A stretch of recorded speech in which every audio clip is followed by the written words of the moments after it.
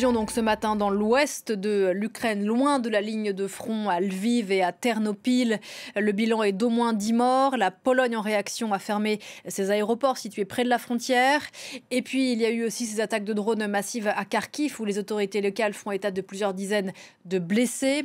La Russie intensifie ses frappes à l'approche de l'hiver alors qu'elle poursuit aussi son offensive à l'est, pour le coup au sol, sur le nœud stratégique de Pokrovsk. Écoutez depuis Kiev, Emmanuel Chaz.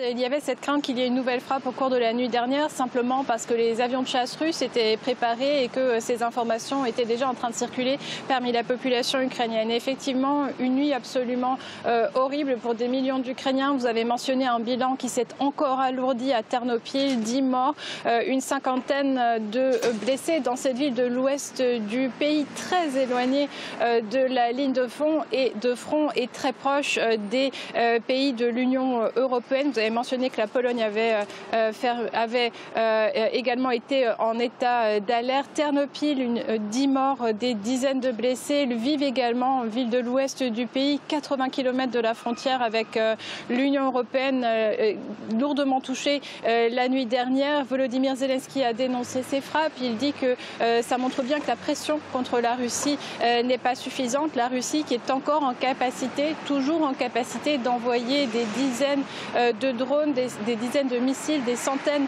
de drones de façon très régulière contre l'Ukraine. Vous avez également mentionné la ville située au nord-est du pays de Kharkiv. C'est la deuxième plus grande ville d'Ukraine. Il y a 1,3 million d'habitants dans cette ville et pour eux aussi la nuit a été extrêmement difficile. Il y a eu plusieurs vagues de drones, plusieurs dizaines de drones qui ont été lancés contre cette ville et ces drones ils sont tombés sur des bâtiments résidentiels, ils sont tombés sur un hôpital, sur un supermarché.